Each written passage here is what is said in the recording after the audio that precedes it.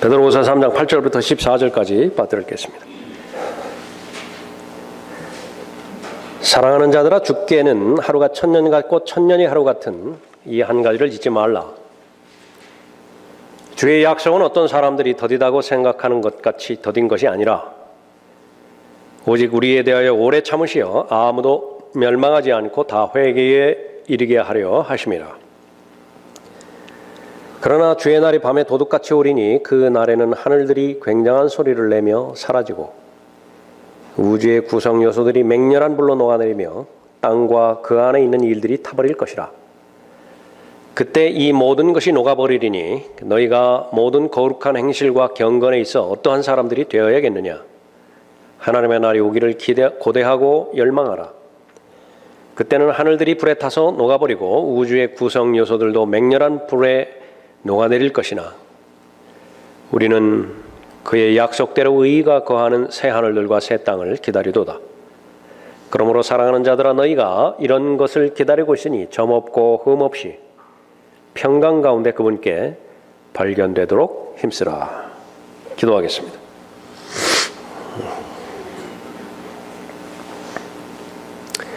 거룩하시고 위대하신 아버지 하나님, 매일매일마다 성도의 삶을 눈동자처럼 지켜보호해 주시는 가운데 변화된 성숙한 믿음을 통하여 또 하나님 앞에 더 가까이 나아가고 예수 그리스도를 증거하기에 애쓰고 힘쓰는, 또 이를 위해서 기도하는 하나님의 자녀들이 모임을 이루어 주님을 경배드리고 있습니다. 마음을 드리고 입술에 열매를 드리고 또 손길을 드렸습니다. 이제는 준비된 마음으로 또 하나님의 보호하심과 도우심 가운데서 하나님의 말씀을 경청하고자 합니다. 가장 필요한 말씀을 각자에게 주실 텐데 말씀을 잘 깨달아 이해할 뿐만 아니라 확신 가운데 믿음으로 잘 결합케 해주셔서 순종할 수 있도록 하나님의 말씀을 잘 들을 수 있는 기반이 마련될 수 있도록 인도해 주시길 원합니다. 예수 그리스도의 다시 오심을 기다리는 성도들이 더 견고한 더 산 소망 가운데서 주님의 오심을 기다리는 가운데 마땅히 해야 할 일들에 전념할 수 있도록 인도해 주십시오. 각 사람의 마음을 준비시켜 주시고 저를 주님의 영으로 충만하게 채워주시며 그 마귀의 모든 공격들을 차단시켜 주시길 원합니다. 주 예수 그리스도 이름으로 기도드렸습니다. 아멘. 아멘.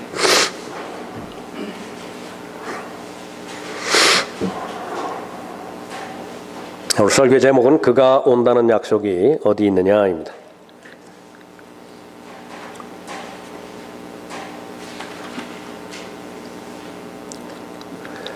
예수 그리스도께서 승천하신 지 30년이 되지 않았을 그 당시, 성경이 기록될 그 당시죠. 그때에도 예수 그리스도께서 다시 오신다라고 하는 약속이 어디 있느냐 빈정거리며 또 조롱하던 사람들이 있음을 볼 수 있습니다. 마귀는 교회가 형성되지 못하도록, 교회가 성장하지 못하도록 갖은 박해와 여러 가지 환난을 통해서 어려움을 주고 있었죠. 그 박해받는 성도들은 하나님의 보호하심을 기도하고 그 보호하심 가운데서 가장 근본적인 해결책은 예수 그리스도께서 다시 오셔서 자신을 데려가 주시는 것이었을 것입니다. 그런데 그 기도는 응답이 안 되는 것입니다. 그런 성도들 자신들에 대해서도 이제 의심이 생겨가고 그것을 바라보는 믿지 않는 세상 사람들의 눈에도 하나님께서 다시 오신다라고 하는 그 약속, 그것은 터무니없는 허무맹랑한 그 약속이었다라고 하는 그 배경을 볼 수가 있습니다.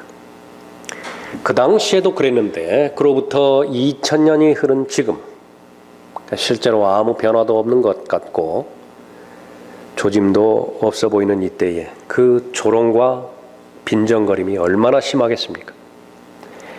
근데 그 당시에는 예수 그리스도를 믿는 그리스도인들은 예수 그리스도께서 다시 오신다라고 하는 견고한 산 소망 가운데서 살아갔지만 오늘날 우리들이 살고 있는 이 시대에는요, 그리스도인이라고 하는 사람들조차도 예수 그리스도의 다른 부분에 대해서는 다 믿을 수 있을는지는 모르지만 동정녀 출생이라든지 죄 없는 생애를 사셨다든지 혼의 속죄 제물로 바쳐졌다는 사실이라든지 3일 만에 부활하셨다든지 그런 것은 다 믿을 수 있을는지 모르지만은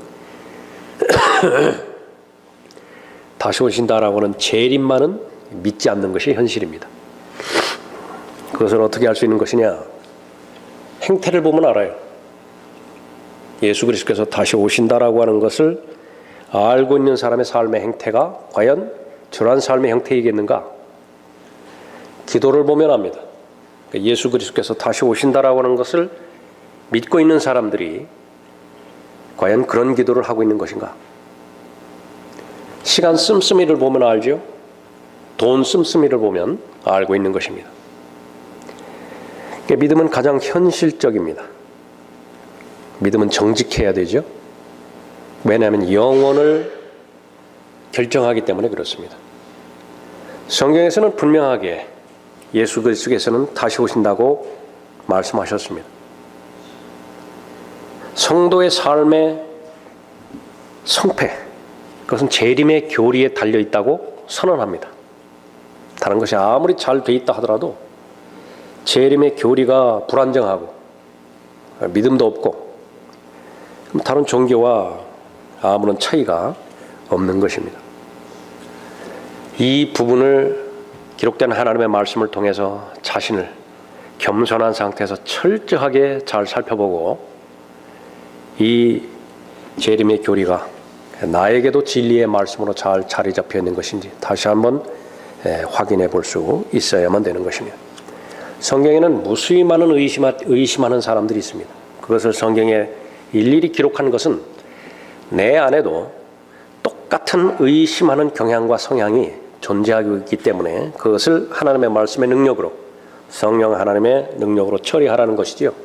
그래야만 하나님의 말씀을 잘 믿을 수 있다고 언급하는 것입니다. 사랑하는 자들아, 이제 내가 이 두 번째 편지를 너희에게 쓰는 것은 이 편지들로 말미암아 너희로 기억나게 하여 너희의 순수한 생각을 일깨워 주려 함이니, 그리하여 거룩한 선지자들이 미리 전한 말씀들과 주 곧 구주의 사도들인 우리에게 주신 계명을 생각나게 하려는 것이라. 순수한 생각을 일깨워 주려 함, 그것이 서신이 기록된 목적이라 말씀하십니다. 하나님의 말씀은 순수한 말씀이죠. 그런데 이 하나님의 말씀의 능력을 잃어버리게 만드는 것은 그 순수한 생각에 무엇인가가 더해지는 것입니다. 그것을 먹는 날에는 반드시 죽으리라. 순수한 말씀이에요. 거기에 순수하지 못한 생각이 뒤엉켜버렸죠. 죽을 수도 있어요. 죽지 않을 수도 있어요. 내 생각입니다. 하나님의 말씀에 내 생각을 주입을 시키면 이 하나님의 말씀은 즉시 그 효력을 잃어버립니다. 그런데 이 하나님의 말씀에, 순수한 말씀에 능력을 잃어버리게 만드는 가장 커다란 요소는 세상 풍조입니다. 세상 사람들이 하고 다니는 말이에요. 사람은 그리 강한 존재가 아니어서 누구의 말을 얼마나 자주 많이 듣느냐에 따라서 그 사람의 결심이 결정되는 것입니다. 본문에도 말씀하십니다. 먼저 알 것은 이것이니 마지막 날들에 조롱하는 자들이 와서 그들의 정욕대로 말하며 말하기를 그가 온다는 약속이 어디 있느냐? 한두 번 들을 때에는 내가 믿음으로 방어하고 그 생각들을 차단할 수 있지만은, 그러나 계속해서 그 말에 귀를 내어주고, 귀를 내어주다 보면 마음이 끌리게 되어지죠. 그럴 수도 있겠다라고 하는 가능성을 점치기 시작되어지죠. 그런데 그것이 다른 세상 일이라고 말할 때에는 그것은 이성적으로 합리적으로 결정하면 됩니다. 그러나 문제는 진리의 말씀에 대항해서 들어오는 공격이라고 한다는 것은요, 그것은 일체 타협도 불허합니다. 생각이 여지를 주어서는 안 되는 거예요. 그런데 계속해서 이 진리의 말씀에 대해서 귀를 내어주고 미혹된 거짓 신학에 대해서 마음을 주게 되어지면 악화가 양화를 구축해버리는 것이에요. 악이 선을 이겨버리는 것입니다. 하나님의 말씀은 순수한 말씀이기 때문에 순수함 그대로 간직될 때만, 보존되어질 때에만 그 말씀은 그리스도 안에서 일을 하시는 것인데, 역사하는 것인데 아무 일도 하지 못하게 되는 것입니다. 왜 그가 온다는 약속이 어디 있느냐 의심하게 되는 것인가? 세상의 풍조로부터 분리되어 있지 못하기 때문에 그렇습니다. 거듭난 뒤에 그리스도인에게 제일 먼저 주시는 명령은 세상의 가치관으로부터 벗어나라는 것입니다. 세상의 가치관으로부터 독립하라는 것이죠. 그것이 헌신의 제일 정확한 의미입니다. 그러므로 형제들아, 내가 하나님의 모든 자비하심으로 너희에게 권고하노니 너희 몸을 하나님께서 기뻐하시는 거룩한 사한제물로 드리라. 이것이 너희가 드릴 합당한 예배니라. 다른 거 말고 제일 먼저 몸을 드리라. 몸을 드리라. 돈부터 줄 생각하지 말고 몸을 하나님 앞에 드리라. 너희는 이 세상과 일치하지 말고 너희 마음을 새롭게 함으로써 변화를 받아 하나님의 선하시고 기뻐하시고 온전하신 뜻이 무엇인지 입증하도록 하라. 하나님의 뜻이 있는데, 선하시고 기뻐하시고 온전하신 뜻이 있는데 그것을 개개인 보고 입증하라고 말씀하십니다. 내 안에 예수 그리스도께서 계신 것인데 너희에게 믿음이 있느냐? 그것을 스스로 입증해보라. 증명해보라. 그렇게 말씀하시는 것이죠. 그러니까 내가 알고 하나님께서 알고 계시더라고 하는 것을 나는 경험적으로 입증할 수 있어야 됩니다. 하나님의 뜻은 무엇입니까? 소망을 갖고 살아가는 것인데 그 소망 가운데서 가장 커다란 소망, 가장 영원한 소망은 믿음의 창시자의 완성자이신 주님께서, 예수 그리스도께서 공중으로 다시 오신다는 것입니다. 우리의 신분 정체를 말씀하시면서 우리는 약혼녀라고 말씀하셨죠. 교리적으로는, 영적으로는 정혼이 이미 이루어진 아내이지만은, 그러나 요한계시록 19장에서 이루어질 어린 양의 혼인식의 관점에서 보면 우리는 약혼녀예요. 약혼녀가 바라는 것은 신랑을 기다리는 것입니다. 그러니까 그것이 하나님의 뜻이에요. 예수 그리스도를 기다리는 것이고 신랑을 기다리는 것이 하나님의 뜻인 것인데, 그것을 가능하게 하는 것 제일 첫 번째 사실은 이 세상과 일치하지 말라는 것이에요. 왜 그렇습니까? 이 세상에 일치해버리면 예수 그리스도보다 더 좋은 것이 너무나 많기 때문에 그래요. 이 세상에는. 이 세상과 일치하면 예수 그리스도를 기다리는 소망보다 더 귀한 소망들이 셀 수 없이 도처에 깔려있기 때문에 그런 것이 속이는 것이죠. 근데 속는 거예요. 본인이 속는 것이라. 마음의 변화 없이는 예수 그리스도를 사랑할 수 있는 것이 불가능한 것인데, 제일 첫 번째로 마음의 변화가 가능해야 되는 것은 이 세상과 일치하지 않는 것입니다. 마귀는 모든 것들을 다 허용해요. 경배 드리는 것, 성경 읽는 것, 심지어 기도하는 것 다 허용하지만 절대로 허용하지 않는 것 하나 있습니다. 세상과 일치하도록 마귀가 원하는 그 마귀의 원함에서 벗어나는 것, 그건 절대로 허용하지 않는 거예요. 만약에 세상과 일치하지 않도록 내가 벗어나고자 그렇게 한다고 한다면 마귀는 무슨 수를 써서든지 그 성도의 삶을 공격하게 되는 것입니다. 왜 예수 그리스도를 기다리지 못하고 그가 온다는 약속이 어디 있느냐? 세상 사람들은 그렇게 생각하는지언정 이제는 내 마음 가운데서 스며들어서 적어도 최소한 내가 사는 내 당대에는 예수님은 오시지 않을 것이다. 말은 안 하지만 철석같이 믿고서 경배하고 믿고 기도하고 믿고 성경 읽고, 그런 조짐이 도대체 어디에서 나오는 것인가? 마귀의 강력한 공격이죠. 예수 그리스도께서 동정녀 출생을 의심했던 사람들이 있었습니다. 거의 대부분의 사람들이 그 사실을 믿지 않았어요. 마귀 들린 사생아라고 불렀습니다. 지금도 그렇게 불러요.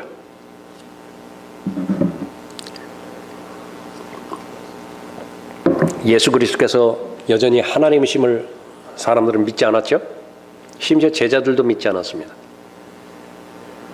아브라함이 존재했었는데 아브라함이 있기 전부터 나는 있어 왔다고 사람들이 즉각적으로 네 나이가 지금 50도 되지 않았는데 하면서 공격했다. 안 믿었어요. 예수 그리스도의 부활을 의심하는 사람들이 있었죠. 죽은 자들의 부활, 다른 것은 다 믿어요. 십자가도 믿고 거룩한 삶도 믿고, 죽은 자의 부활에 대해서는 믿지 않는다.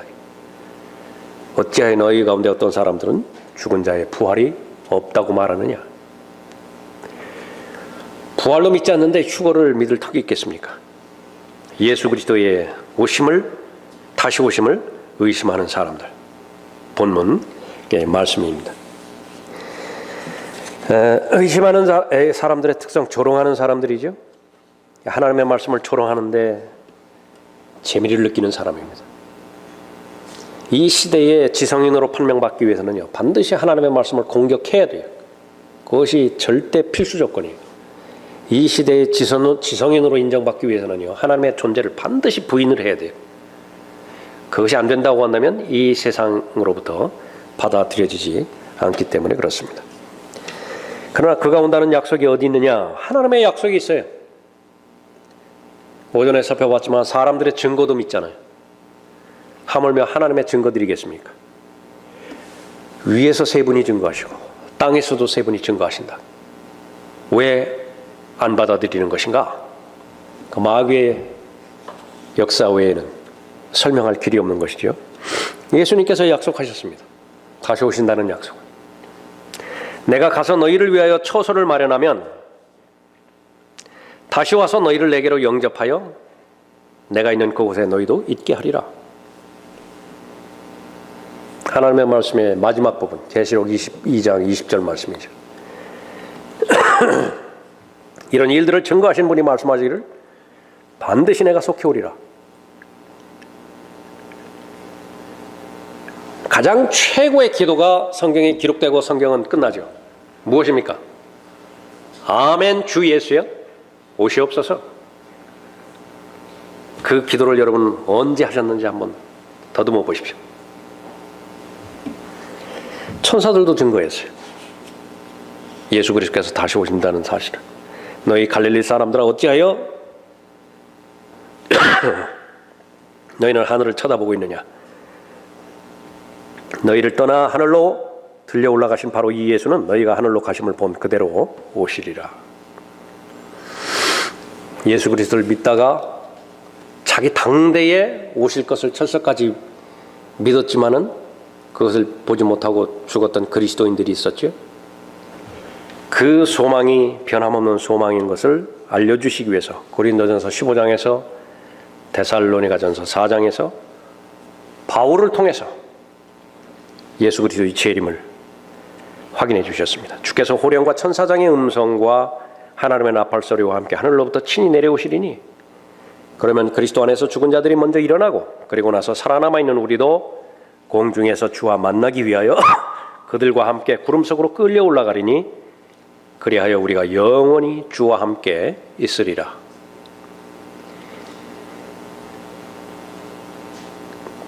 성도들이 기도하는 기도는 삶의 문제를 해결해 주시는 기도로 점철되어 있잖아요.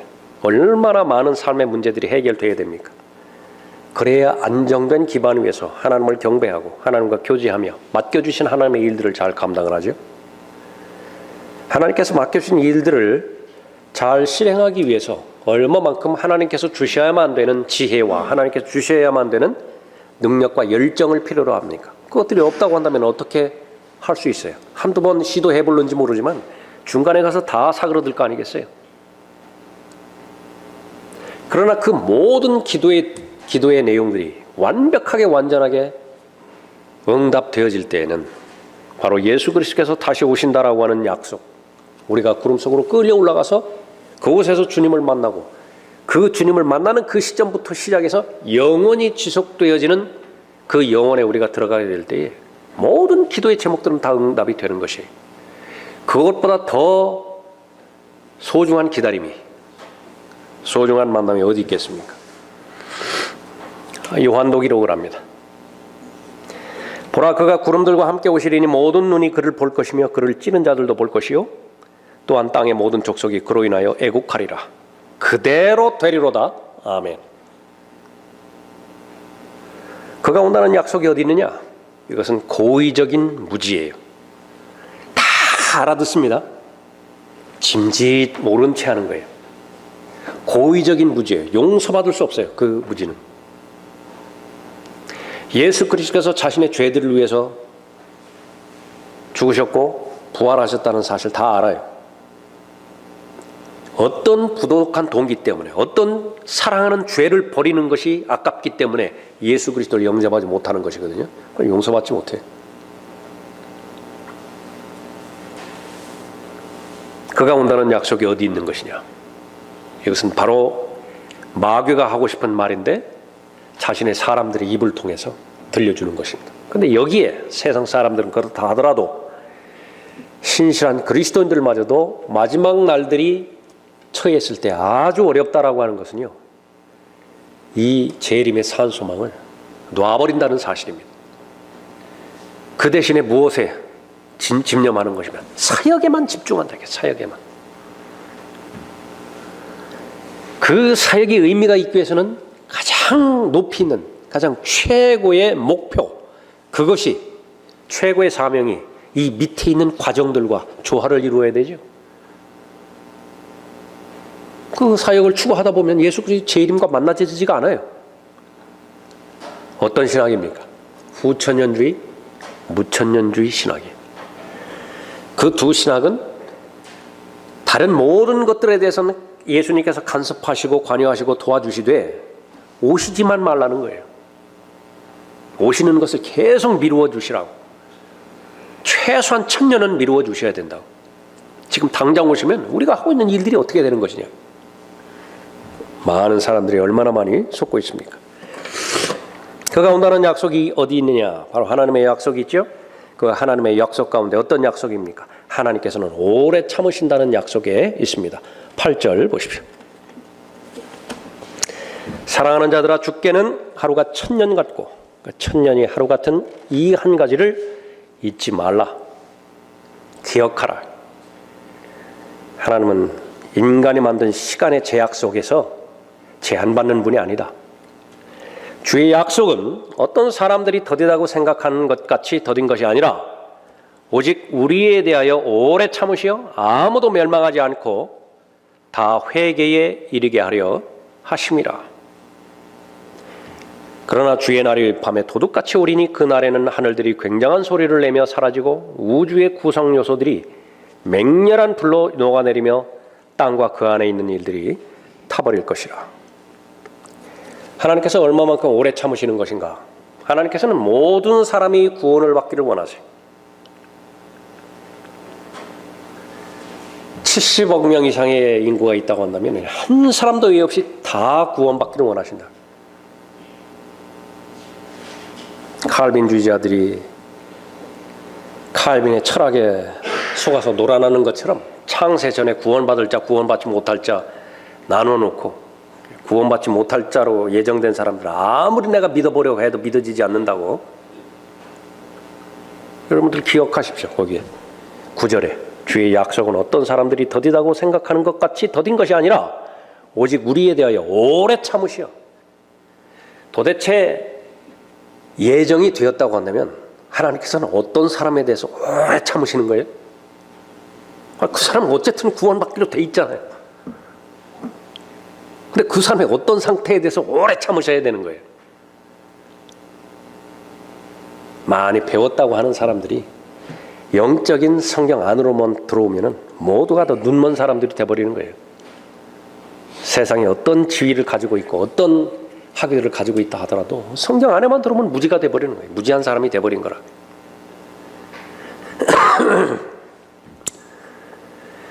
지옥에 가게 되는 사람들 모두가 다 하나님의 뜻에 반하는 사람들이에요.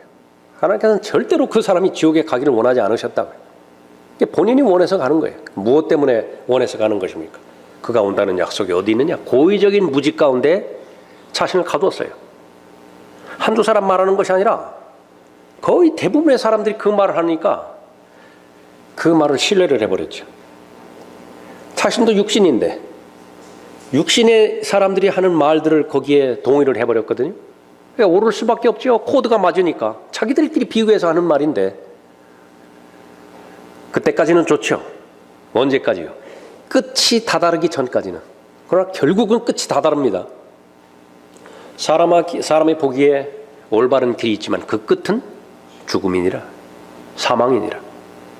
거기서부터 자유로워지기 위해서는 성경이 진리를 말하는 그 사실을 볼 수 있는 눈이 있어야만 되는 것입니다. 지옥을 만드신 이유, 사람을 보내기 위해서 만드는 것이 절대로 아닙니다. 마태복음 25장 41절에 있는 것처럼 마귀를 보내기 위해서 만들었죠. 마귀를 따랐던 타락한 천사들을 보내기 위해서 만들어 놓은 장소가 불못이에요. 사람이 그곳에 갈 이유가 없습니다. 사람을 보내기 위해서 만들어 놓은 장소가 아니라고요. 그런데 왜 사람이 지옥에 가는 것입니까? 끝까지 마귀를 붙드는 거예요. 마귀 없이는 못 산다고. 끝까지 마귀의 그 거짓말의 길을 내어주는 것입니다. 그런데 그것은 무엇을 보고 마귀를 계속해서 포기하지 않는 것이냐. 고의적인 무지입니다. 자기의 양심은 쿵쾅쿵쾅 하면서 계속해서 경고의 말씀을 경고등을 켜는 거예요. 그대로 가다가는 저주와 심판과 그로 말미암아서 영원한 멸망 가운데 들어간다는 사실을 아는 거예요. 그것을 가로막는 힘이 죄에 대한 사랑입니다. 세상으로부터 듣게 되지는 조롱, 그리스도인이 되었단 말이냐? 그 말이 무서운 거예요. 자신의 운명을 바꿔버리는 것이죠. 주님께서는 도둑으로 비유를 하셨죠. 10절에 그러나 주의 날이 밤에 도둑같이 오리니 그 날에는 하늘들이 굉장한 소리를 내며 사라지고 우주의 구성 요소들이 맹렬한 불로 녹아내리며 땅과 그 안에 있는 일들이 타버릴 것이라. 본래 주님 것이었습니다. 다른 사람이 가져가 버렸어요. 그걸 다시 찾아와야 되죠. 도둑으로 비유를 하시는 거예요.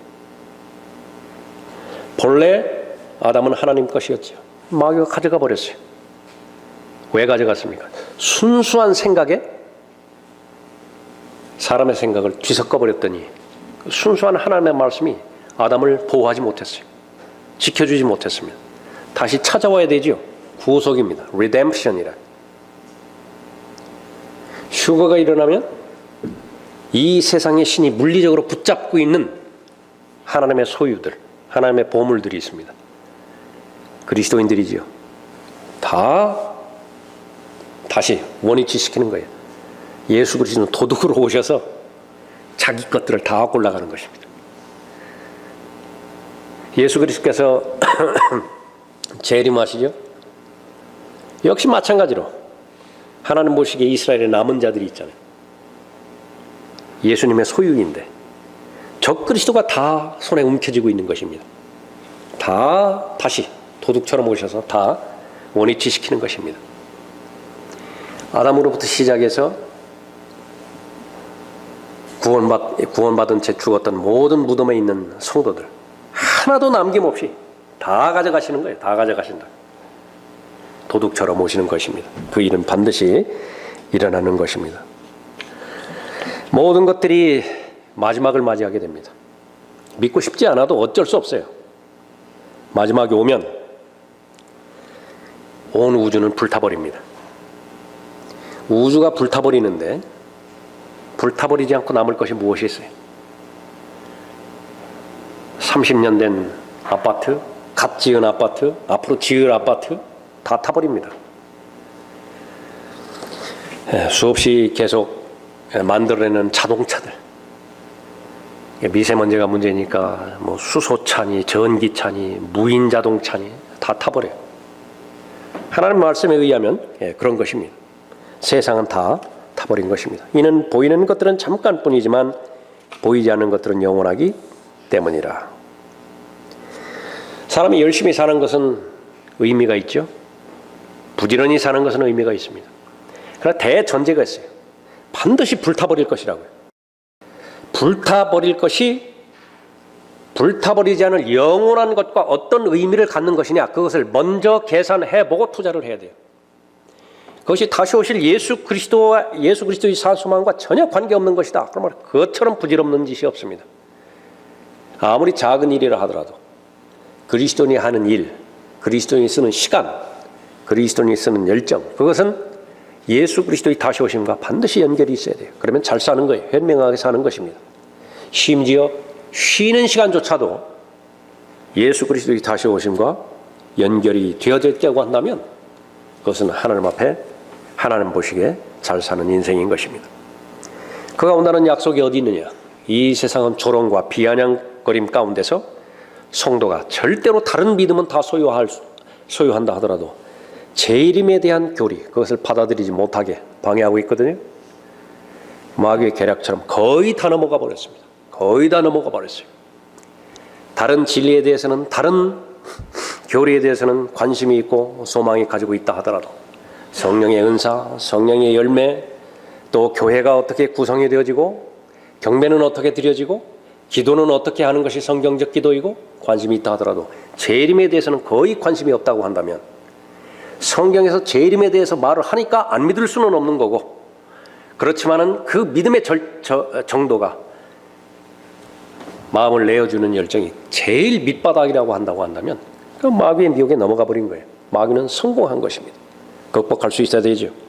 그가 온다는 약속이 어디 있느냐? 하나님의 약속의 말씀이 있습니다. 어떤 하나님의 약속의 말씀이요? 거룩하라는 하나님의 명령의 약속이 있어요. 11절에 보십시오. 그때 이 모든 것이 녹아버리니 너희가 모든 거룩한 행실과 경건에 있어 어떠한 사람들이 되어야겠느냐? 하나님의 날이 오기를 고대하고 열망하라. 그때는 하늘들이 불에 타서 녹아버리고 우주의 구성 요소들도 맹렬한 불에 녹아내릴 것이나 우리는 그의 약속대로 의가 거하는 새 하늘들과 새 땅을 기다리도다.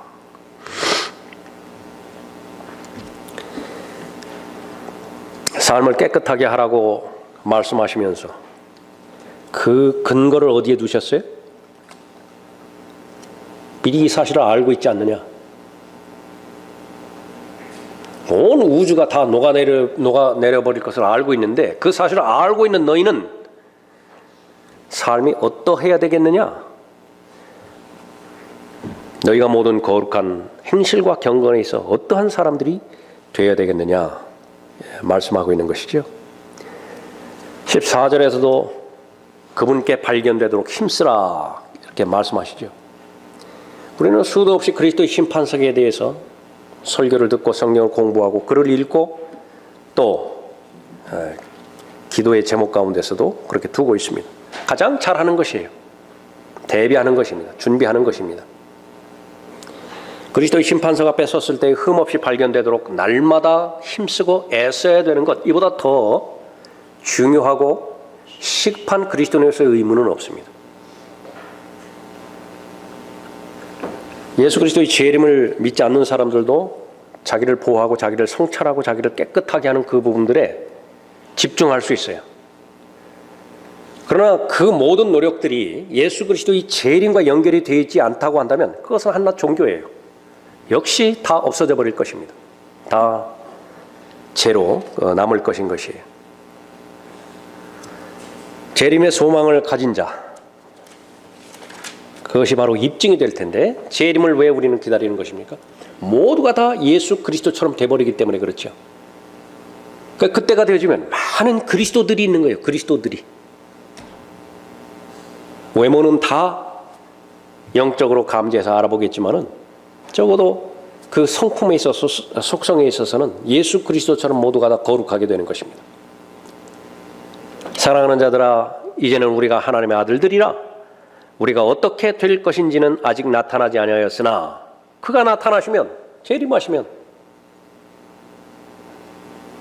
우리가 그와 같이 되리라는 것을 아노니 이는 우리가 그분 그대로 그분을 볼 것이기 때문이라. 그분 안에서 이 소망을 가지는 사람은 누구나 그분이 정결하신 것처럼 자신을 정결케 하느니라. 이건 자연적이다 그 말.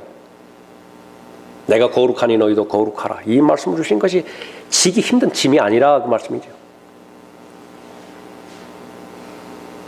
왜 엄마들이 개구장에 아이들 보고서 자기 전에 샤워하라고 그래. 아주 싫어가지고 그냥 씻지 않고 그냥 잠자리 들려고 애를 쓰는 것입니까? 네, 한번 경험하죠? 아주 무더운 날 힘든 일을 하고 먼지 다 이렇게 뒤집어 쓰고 아주 시원한 물로 아니면 뜨거운 물로 샤워를 하고서 잠자리에서 새 옷으로 갈아입고 들어갔을 때 그 기분 무엇과 바꾸겠습니까? 그 사람에게는 이제 샤워하지 못하는 것이 고역이에요. 경험이죠. 재림의 소망을 가진 자마다 자신을 정결케 한다고 말씀하셨습니다. 예수 그리스도의 재림을 기다리고 있다라고 하는 증거예요. 이것이. 그가 원하는 약속이 어디 있느냐?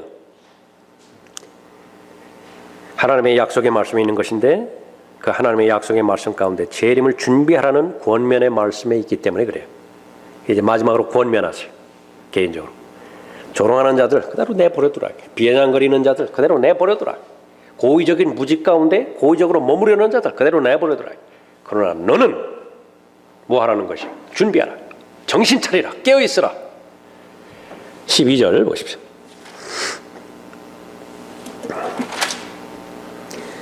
하나님의 날이 오기를 고대하고 열망하라. 그때는 하늘들이 불에 타서 녹아버리고 우주의 구성 요소들도 맹렬한 불에 녹아버릴 것이나 우리는 그의 약속대로 의가 거하는 새 하늘들과 새 땅을 기다리도다. 그러므로 사랑하는 자들아 너희가 이런 것을 기다리고 있으니 점없고 흠없이 평강 가운데서 그분께 발견되도록 힘쓰라. 구원받기 위해서 우리가 힘써야 되는 부분들은 아무것도 없죠. 그러나 주의 오심을 고대하고 열망하면서 기다리는 데 있어서는 힘써야 됩니다. 애써야 돼요. 분투해야 되고 쟁취할 수 있어야 되는 것입니다.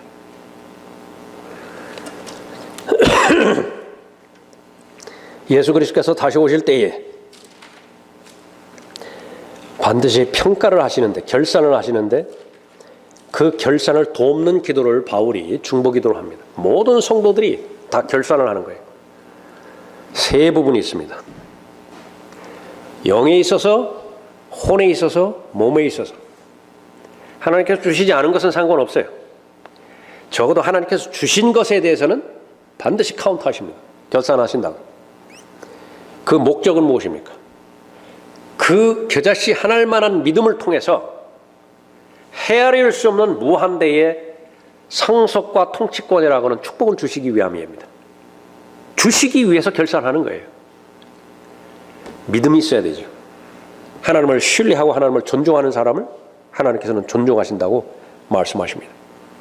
화평의 하나님 바로 그분께서 너희를 온전히 거룩하게 하시고 너희의 온 영과 혼과 몸이 우리 주 예수 그리스도께서 오실 때까지 책망할 것이 없게 보존되기를 하나님께 기도하노라. 여러분 자신의 기도이고 자녀를 위한 기도이고 여러분의 동료를 위한 기도인 것입니다.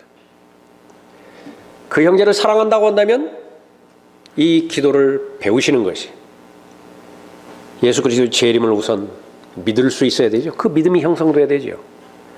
증거로 입증해야 되는데 그것을 계산하고 결산하는 것입니다. 나에게는 시간이라고 하는 통장에 하루 24시간 하는 시간이 계좌로 들어오게 되죠. 관리를 해야 돼요. 돈이 들어오죠. 삶의 규모에 따라서. 하루 계산하고 일주일 계산하고 한 달 계산해서 하루에 200만 들어온 사람도 있고 100만 원 들어온 사람도 있고 500만 원 들어온 사람도 있고 있을 거 아니겠어요. 계산을 해야 되죠. 규모 있게 쓰기 위해서는. 마음의 열정도 잘 관리를 해야 됩니다. 만약에 하나님께서 주셨던 첫사랑을 잃어버렸다. 호되게 책망당하죠. 그 뜨겁든지 차갑든지 해야 사람들에게 유익이 될 텐데 그 뜨뜻미지근한 그런 그 온도 가지고 아무짝에도 쓸모가 없어요. 재림을 준비하라고 하나님께서는 얼마나 자주 권면의 말씀을 하고 있습니까? 지금은 다 어둠의 자녀들이 주관하고 있는 때예요. 그러나 그 가운데 소수의 빛의 자녀들이 있다고 말씀하셨죠. 잠들면 안 돼요. 그러나 이 시대는 너무나 흑암이 짙기 때문에 빛의 자녀들마저도 졸게 되어 있고 자게 되어 있는 것이요. 일어나야 되는 것입니다. 깨어나야 되는 것이에요. 정신 차려야 되는 것입니다. 하루 24시간, 하루 일주일, 한 달, 그 시간을 과연 어떤 부분에 가장 많이 썼는가? 그것이 우리의 삶의 규모를 유지하기 위해서 쓰는 것에 썼다고 한다면 그것은 잘못이 없어요. 의당 써야 되죠. 그러나 이제 내 마음대로 하는 시간이 주어졌겠죠. 사람마다 다 다르겠죠. 그 시간을 TV 드라마 시청하는 데 가장 많이 썼는가? 진리와 무관한 책에 소진하라고 가장 많이 썼는가? 거의 아무 가치도 없는 인터넷 서핑에 거의 시간을 다 써버렸는가? 안 믿는 사람이. 다른 것은 믿는지 모른다. 그러나 예수 그리스도 재림은 안 믿는 사람인 것입니다. 권면하는 것이에요. 이것은 사실입니다. 아무리 많은 사람이 조롱하고 있고 아무리 많은 사람들이 비난하고 있고 그가 온다는 약속이 어디 있는 것이냐?